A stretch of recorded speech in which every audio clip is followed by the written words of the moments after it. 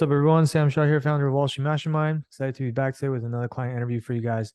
And today I'm really excited to have Oliver on with us. And Oliver, actually came to us after, I guess, no, actually it was during your junior summer when he was already interning in consulting and not banking. And then I guess, I'll let him tell his story himself, but I think obviously he came to us because he wanted to do investment banking. And so, we primarily helped him with the full-time recruiting process, which I have to say this year was pretty crazy because it was a pretty crappy market, right? If I'm being completely fair about it. And so regardless, Oliver was able to navigate through the entire process, come out the other side with a really, really great offer.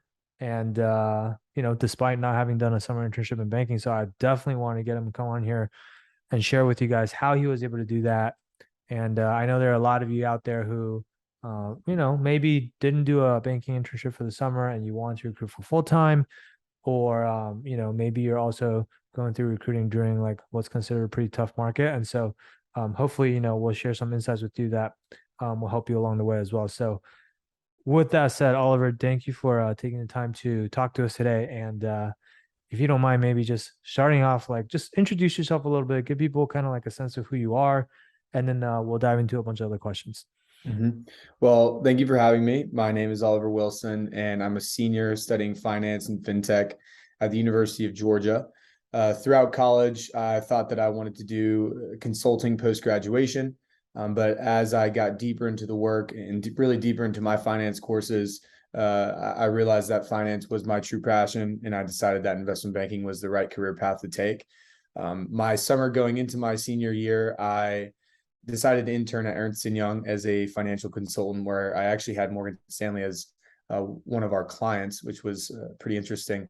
But really in the spring, after I got into my student managed investment fund and, like I said earlier, deep into my finance courses, that's when it really clicked that I thought investment banking was the better career path and one that I thought fit me more.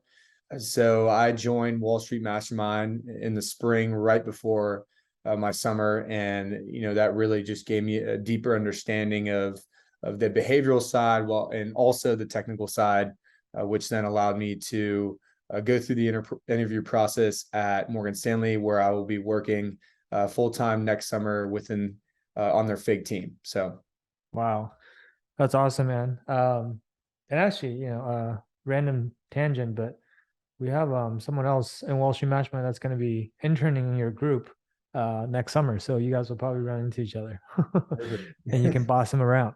yeah, exactly. um, just kidding. But okay, that's awesome. So it sounds like in terms of like the sequencing of events, you thought you wanted to do consulting this whole time. Then like you started gradually over time, I guess, through your coursework and also through the student management. I mean, when did you join this investment fund? I'm looking at your LinkedIn. It looks like it was like May of junior year. Yeah, it was. I think it was the end of March, beginning of April, somewhere Okay. around late junior year. Late junior Okay. year. So Yeah. like very late junior year when you joined this club, and then by then you had already accepted your EY offer. Is that right? Or you were Correct. still okay. So you already accepted Yeah. your EY offer, and then you realize through your extracurriculars and through your courses, like actually, I want to do finance or I want to do banking specifically. And then Mhm. so that's when you start thinking about like what can you do to pivot. So I want to kind of like explore that part a little bit first because um I feel like the psychology there is kind of interesting because a lot of students, if they've been pursuing consulting their entire college career and they Mhm. actually ended up getting an offer in consulting, and then even if they realize like super late junior year, like, oh, actually I want to do banking, but like at that point, like most of the top banks had finished recruiting for their summer internship like a long time ago, right? Mhm.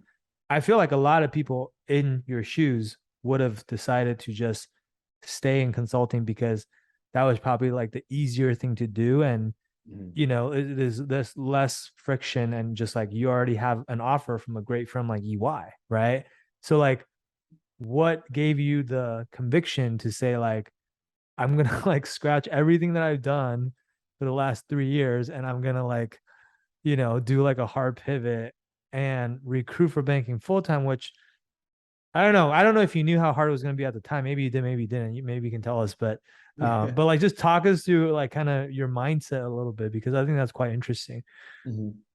Well, going through the interviews for Smith and then getting in deeper into those finance courses, when something clicks for me, it clicks, and that was something where I was just so personally convinced that this was the right path. And then by not choosing the easier route, that's just kind of like the fear of regret that I've always had, where, if I didn't take that jump or I didn't take that risk and I didn't, work my hardest at, that pivot, then, maybe I would live with this regret of choosing the easier route. And that's something I'm, honestly scared of and fearful of. And I wanted to overcome that. And by doing that, I felt just a need to go after investment banking. Mm. And, it was harder than I anticipated. I mean, a lot of stuff went down in the market that was not very expected. 40-year high inflation was a pretty big monster to overcome. And that's something that's really out of your control. But I guess just by focusing on what was in my control and through my hard work and a positive attitude, that kind of allowed me to maneuver through that. But it was definitely a risk I was willing to take just because of that, mostly that fear of regret. Mm. Got it.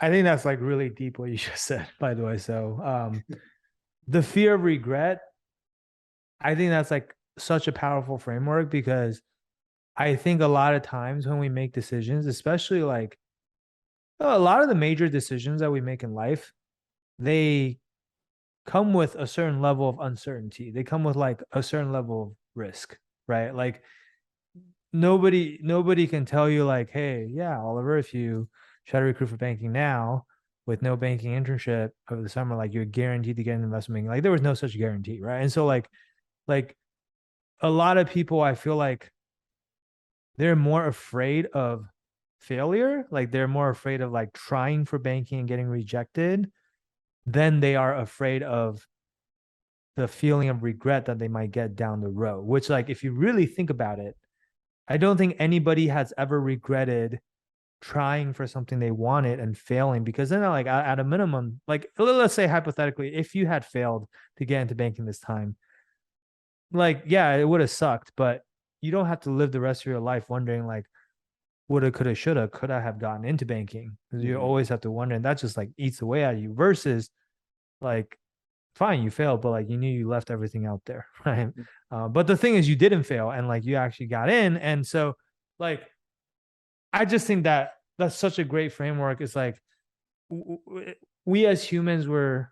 It's easier for us to think about what we're afraid of that's right in front of us, but a lot of times people don't think long term, you know. And I Mm-hmm. know so many people my age, especially because I'm older, but like I'm like, 36, 37. But like I know so many people my age who are now in a career that they don't like.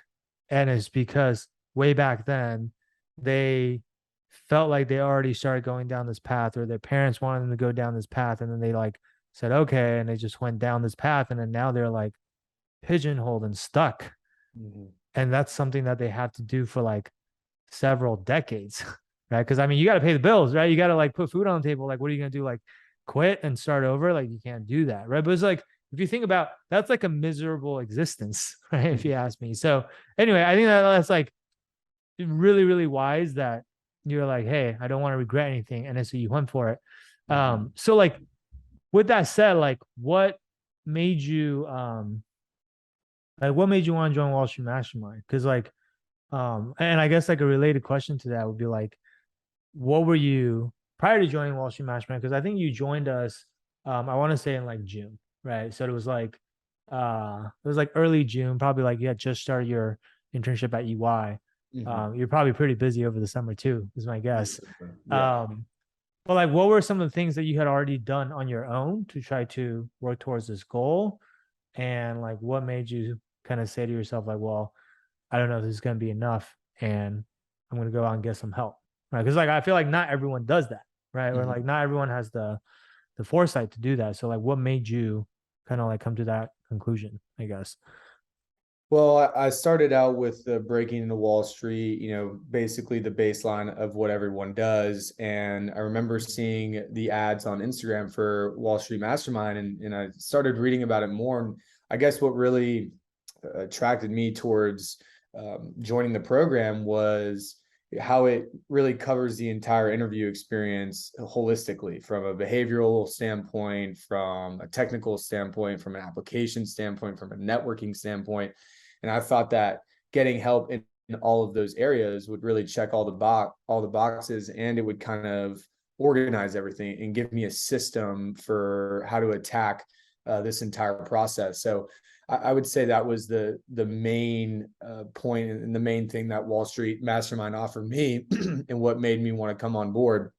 And really, for so long, I thought the technical part of the interviews were the most important, but it's just not true. It is the behavioral section, and so many people overlook that and how important it is, and how important it is to be able to talk about yourself in a manner that impresses the interviewer. So I would say, for those reasons, that's what made me want to come on board. So how did you come to that realization though? Because you're right, I agree with you. I think most of the candidates have been so conditioned Mm. to overemphasize the technical portion of the interview and de-emphasize the behavioral portion of the interview, um, which I actually think is like kind of unfortunate. I think like what happened is like most of the companies out there that are selling interview guides or financial mind courses, like it's a lot easier to create these guides and courses for the technical stuff, whereas like the behavioral stuff, everybody's answer is different, Mm. and you actually really have to like work with someone one-on-one, hands-on, which like most of these companies don't do. So like they've just placed so much emphasis on that, and like I feel like everyone's has kind of been like brainwashed, and they're thinking like, oh, I need to know how to build a financial model if I'm going to get this job, for example. Yeah, Right, which like not sure. they don't, you probably didn't get a single financial modeling test in No, your interview process. not at all.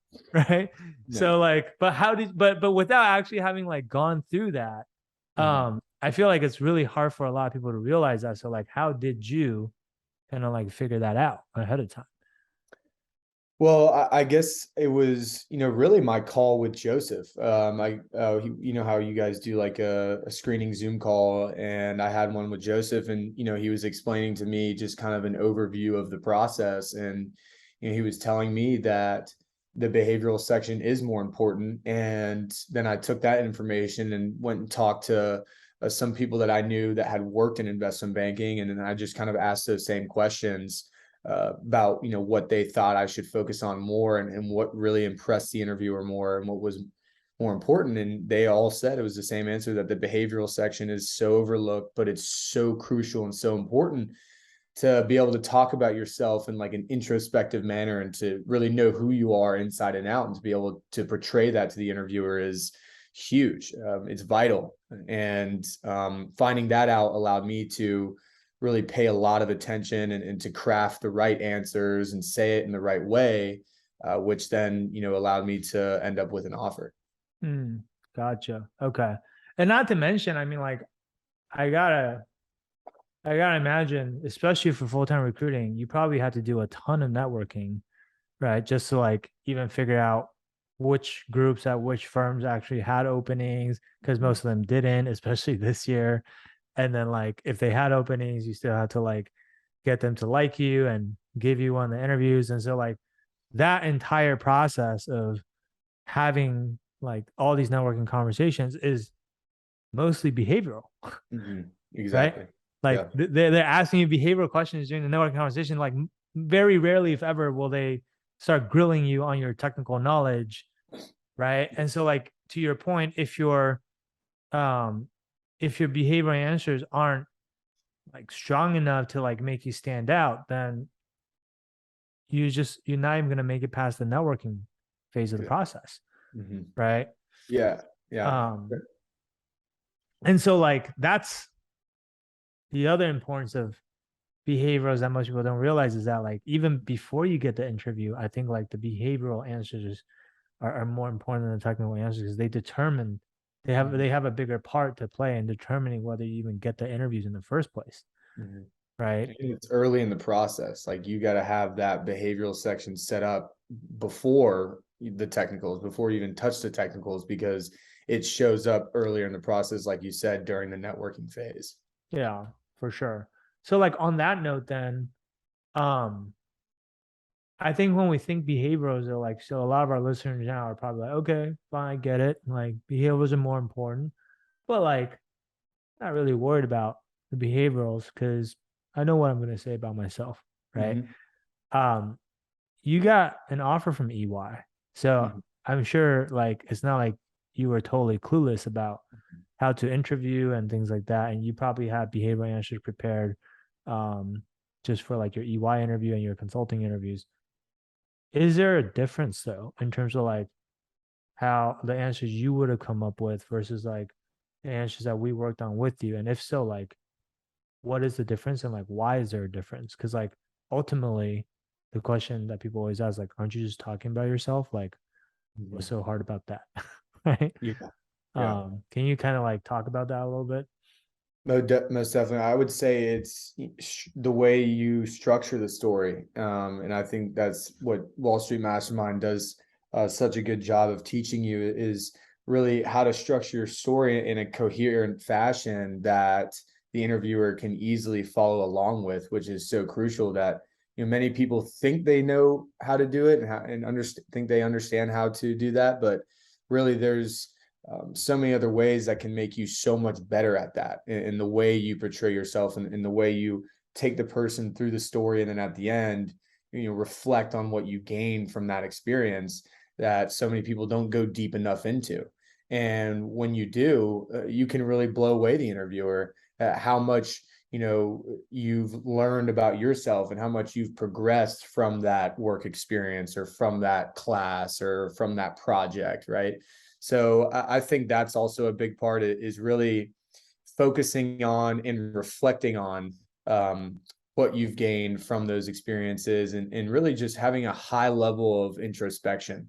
I think that was big and something that I was taught was, when you're thinking about these stories, really genuinely deeply think about what you've gained and how you've grown. And then when you can really portray that and communicate that to the interviewer, that blows them away the most.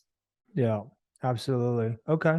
Yeah. And I mean, I think like on the behavioral side too, the reason why it's funny, it's two sides of the same coin. I feel like the reason why people usually tend to be overconfident about their behaviorals is also the same reason why um like most people can't figure out what's wrong with their behaviorals. Like Exactly. what I mean by that is like most of the time, like if I say, hey, tell me about yourself, like most people can go and come up with some sort of answer for that question in terms of what they want to say. Right. And but once you have that answer, if I then ask you a follow-up question, like, okay, how do you make this answer better? Most people wouldn't know what to say, right? Because they're like, I mean, I don't know, like obviously I came up with this answer. So this is like the best answer that I could come up with, or else it wouldn't be my answer, right? But it's like, unless you are just like, unless you're just like, a genius or like you're so egotistical to be like, you know what? The first answer I came up with is the perfect answer. And there's no other way to improve it. Then like chances are like it could probably still be better. Right. And the way Mhm. you make it better, honestly, is and look, like when we say better too, it's not even like objectively this is better. Like behaviorals are somewhat subjective, right? But like the key point here is like, is it better than your own answers? Like is your answer better than your competition's answer? Like if I ask two different people, tell me about yourself, sure, you know what you're gonna say, and you think your answer sounds pretty good, but so does the next guy. They also think their answer sounds pretty good. And ultimately the interviewer is the one that's gonna decide which one Mhm. sounds better, and that's the person that they're gonna hire. Right. So I feel like the other part that a lot of people are missing too is like they know what they want to say, but they don't know what everyone else is saying. Mhm. And so like going into the interview, like you can have your answer super well rehearsed and you know exactly what you want, the story you want to tell. But at the end of the day, for most people, they're kind of just like hoping that their answers are better than other people's answers. They don't really know for certain that their answers are better than other people's. right? Mhm. Did you have confidence like going to your interviews on like whether your answers were actually in good shape or not, like relative to others? And like, if so, like, how did you gain that confidence? I guess. Well, I think it's the feedback that the program provides. That's what really gave me a lot of confidence, having my answers checked over and getting feedback on those answers. And you really do find new ways to improve and change the way you express your stories. And that's really what gave me a lot of confidence, knowing that I have some extremely high level individuals who are very experienced, giving me feedback and improving my answers and what I'm going to say to interviewers. And I think that's where a lot of the confidence came from.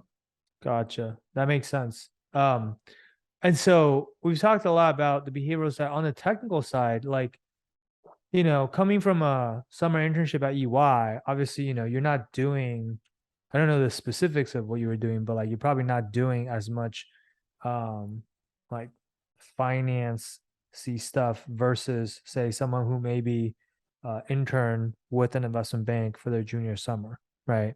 So like even when you were recruiting for full time, I imagine a lot of the candidates that you went up against, especially like if you made it to the super day and things like that, were probably people that maybe intern at other banks over the summer, and maybe they're like trying to, get an even better offer than what they had already. Right. And so like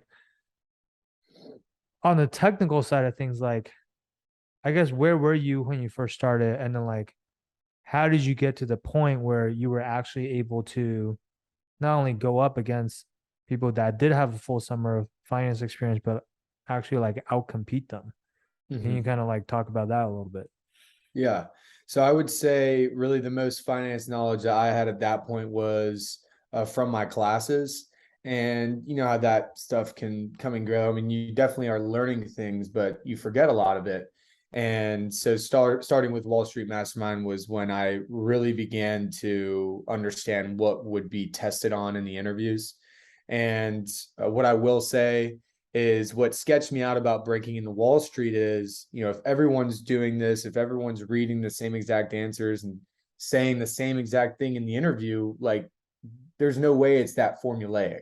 They're Yeah. going to switch things up. And it's exactly what they did in the interview. The questions they asked were variations of what was taught in Breaking into Wall Street. So the biggest differentiator of Wall Street Mastermind was that it just gives you a deeper understanding of the concepts and the foundational knowledge of the technicals, which allows you to adapt to those variations of questions. So I thought that was invaluable.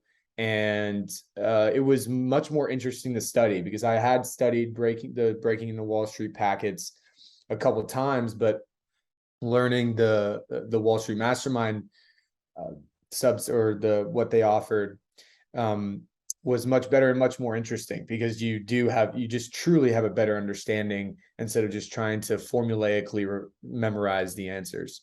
Mm.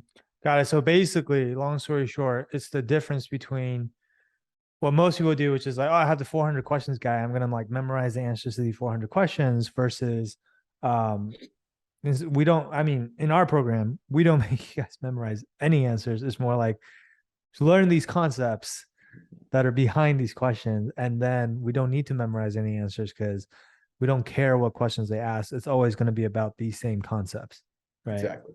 And that's like honestly, that's like a much better way in terms of like amount of time it takes, like the efficiency of learning this stuff. And then I mean, what I always tell people is like the real test of whether you're actually like ready to pass these technical interviews or not is like, can you actually explain these concepts Mm-hmm. to your 12-year-old brother who knows nothing about finance? Right? Like if you can explain it in that way where even a total newbie can understand it, then I know you're doing a good job, right? Mm-hmm. Um, and And I so was okay, yeah. asked that. What were you Yeah. gonna say? I was asked that. I was asked that it's exact question, explain like these finance concepts as if I were a 12-year-old. It's about shrinking it down and easy to understand terms, but still Yeah, getting the message across. yeah, absolutely.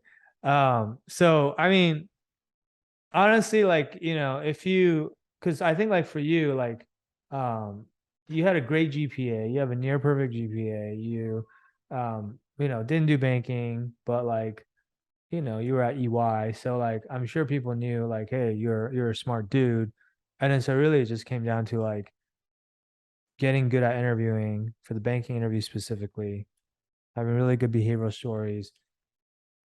Part of that included like why you didn't do a banking summer internship, I'm sure, and why you're pivoting over so late.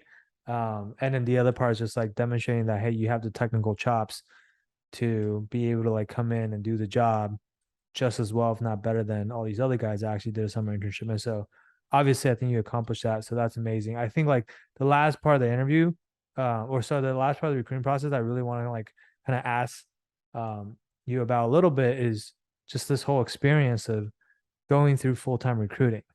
Mhm. So I mean, some people may or may not know this, but like full-time recruiting is typically already harder than summer internship recruiting because there's just a lot fewer jobs available, right? Summer recruiting, every group at every firm is working with a clean slate and they're trying to fill their entire class.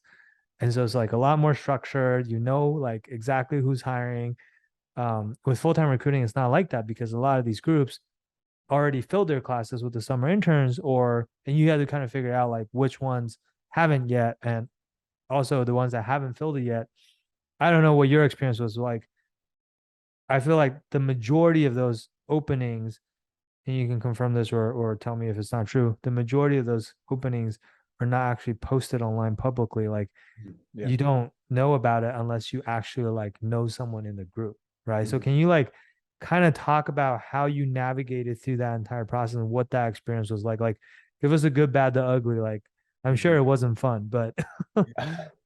Well, there were definitely some very scary moments at times, hearing about Goldman shutting down full-time hiring when, they're a firm that has a full-time analyst application. Like they're a firm that will hire full-time, and then seeing them shut down, and then Centerview shut down as well. I thought the whole world was collapsing at one point, but it's really just about understanding what you can control and what you can't control. And I think when you kind of let go of those things and just focus on, you got to continue to network, you got to continue to send emails just constantly, because if you don't, if you give up, then that goal that you set 2 months ago is not going to come through. And then what was the point? So it's really about staying emotionally committed. And, like you said, a lot of these positions are very unstructured. It's not a full blown application that thousands of people fill out. So that's where the continuous networking comes in, and that's just super important. Always staying, on your A game, always knowing how to answer behavioral questions or maybe even technical questions if they throw those at you during a phone call, because I did get a couple of those. So I think it's about always staying, on top of your game, always being prepared for any kind of curveball, and just continuing to put your head down and network as you possibly can. And then once you finally get into that process, or get your foot in the door, and just go in and kill it. can we tell people, just give people kind of like a sense, like how much time did you have to dedicate towards networking this summer? Like whether it's like in terms of hours or in terms of like number of bankers you have to reach out to. I don't know if you like tracked any of that. Like what kind of scale are we talking about? I mean, I would say, over the entire process, it was like 60% of my time just continuously networking and sending emails and conducting calls, and then just getting passed on through bankers. I think at Morgan Stanley, I talked to like 15 bankers, but just continuously at the end of the conversation, it was, we don't know what we're doing. So you kind of get that I don't know question, but you just have to continue on meeting people and continuing to network, because that I don't know could turn into a, hey, we have a single spot open. And that's what happened eventually in Fig. Mm. And then it was a single spot, and I got an email and I said, all right, this is the opportunity. So they gave me a super day after that, and it all worked out. But I think, you're going to get a lot of I don't knows, or, we're probably not going to be hiring for the next 6 months, but just take that with a grain of salt and just continue to ask them to introduce you to someone new on the team. And then the more people you meet, the more your name gets passed around, and the better you're set up for the interview. How many people in MS Fig did you have to network with? So like a lot? Well, so I probably had walking into the interview, I think I had 7 or 8 referrals. But I had talked to previous bankers who had previously worked at Morgan Stanley, and then they kind of just passed me along to people actually on the team, and then you just kind of just get Mm, rotated around meeting new people. yeah. But I think what I want to impress upon people is like, I mean, sometimes I talk to students and they're like, we ask, have you been networking? Like, yeah, I've done a lot. Like, oh, yeah. How many bankers have you talked to? Like, I've talked to like 20 bankers, and they're like so proud of it. And I'm just like, you talk to 20 bankers overall. like that is Oh yeah, no, nothing. yeah. Right. Right. Yeah, I wait. I mean, out of all the firms, it was 80 plus, maybe, like a Yeah. lot of people, that just continuous conversations. Yeah. And I mean, like 7 or 8 referrals just for this one firm. Right. Mhm. Which is like some people stop at like one referral or two referral, Mhm. like, oh, I have a referral, I'm set. Like, but you never know. Right. And I think the other thing that should jump out at people is what you said is like you spent 60% of your time networking in the summer. You're saying like 60% of your like waking hours? Is that what you're saying? Or like, 60% of the hours that I put forth towards investment banking recruiting. oh, okay. Just put forth, yeah, because you were like also working at the same time, right? Like you're like doing this while you had an internship, right? Hmm. And so like that's like more than half, Hmm. right? I Oh feel yeah. like a lot of times people don't do enough networking, and then they're spending like 60, 70, 80% of the time, like, I don't know, watching some financial modeling course that's like 100 plus hours. And then like, and then you don't use that at all. Right. Yeah, and you won't even get the interview because you haven't been networking. Like, that's such a crucial component of it all, and that's what gets your foot into the door, and then you can apply the technical concepts and the behavioral concepts. But it Yeah, starts with networking. absolutely. Absolutely. So I guess last question for you. Now that you're on the other side, Mhm. what's like one piece of advice that you have for people who are maybe about to go through the process, or by the time they're listening to this, maybe they're going through full-time recruiting again in some future year? Like, what would you tell those people? Or like maybe what's something that someone told you at some point along the way that has really made a big difference for you? Like, is there anything like that that you can share with people? Most definitely. I would say, control what you can control. I think a big thing for me was there was so much chaos in the market, and there were so many world events going on that were just beyond me and beyond anything that I could change. And what really got me through those ups and downs and those scary moments was just continuing to focus on what I could control myself, and by continuously sending emails to people, and focusing on my behavioral answers, studying the technicals, because that's the only thing that I could get better at. And um, also continuously believing that something would eventually open up, because if you put your effort into it and you put your head down, you put hard work into it, then you will come out the other side, and you'll come out the other side a stronger man or a stronger woman. Absolutely. Yeah, man. So like honestly, I feel like with banking recruiting, so like I recruited for full time in 2008, because that was when I graduated, and so it was like I was like similar, probably like worse environment to be honest, Yeah. and I had so many interviews, but I got rejected so many times, and it was like I had like probably over 20 different rejections before I got my first offer, Yeah. right? And it was like literally, I was literally down to like one of my last interviews. And I just think that like a lot of people would have quit way before that to like even get to that point is like a lot of people would already throw in the towels like, oh, if you get rejected that many times, like maybe I'm not cut out for this, or you can make up whatever excuse you want for yourself. Like, oh, market is very chaotic right now. 2008 financial crisis is not meant to be. Like you can tell yourself whatever stories you want, or you can just like give everything you got, don't quit, keep going. And like sometimes it's simply just like comes down to like being the last man standing, right? Exactly. Because everyone else has already given up. So I think that's really great, really great advice. And I'm not surprised that you got to where you are today. So guys, with that said, if you're still with us, I think if you're currently like about to go through full-time recruiting, maybe you're, doing something else, and then suddenly have recently decided you want to like pivot into banking, maybe from consulting, maybe from some other field.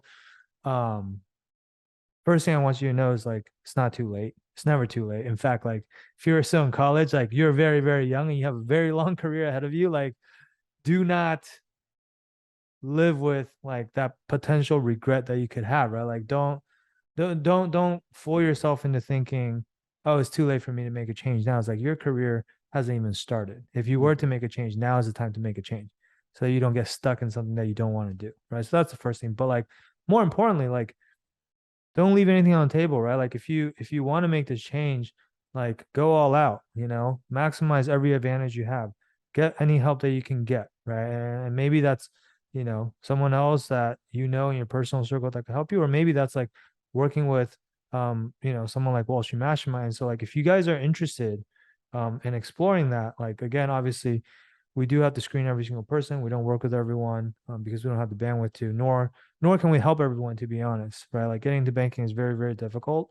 But if you're interested in exploring it, at least, then feel free to reach out. What we are actually doing now is you can actually schedule a call with someone else who has already gone through the program and recruited successfully, and you can just have a coffee chat with them and talk about their experience with recruiting, see, how they were able to get the offers that they got, ask them whatever questions you want, recruiting advice. You can ask them about the program if you want. And then, like, based on that conversation, if you still are interested in working with us, then they can help you set you up for a call with our team, whether that's with Joseph or someone else. Or, like, if you're like, no, this is not for me, then hey, that's totally cool. Then we don't want to waste anybody's time. Then you don't have to have that follow call. You can take whatever you took away from the conversation from the coffee chat and just go and implement it on your own, right? But either way, we'll try our best to give you at least some advice, just to help you along on this very, very grueling journey, I guess let's call it. So if you're interested in that, you can go to www.wallstreetmastermind.com/apply. The street is abbreviated to ST, so it's wall stmastermind.com/apply. And we look forward to talking to you. Okay. With that said, Oliver, I want to thank you for taking the time to just come on here and kind of share your story with us and just share your insights on how you were able to get such an amazing offer in such tough conditions. And I think that people will take a lot away from this. And so, yeah, I just appreciate you for doing that. And then obviously, again, huge congrats on all the success that you were able to achieve. I mean, obviously, super well deserved. And I can't wait to see what you accomplish going forward, man.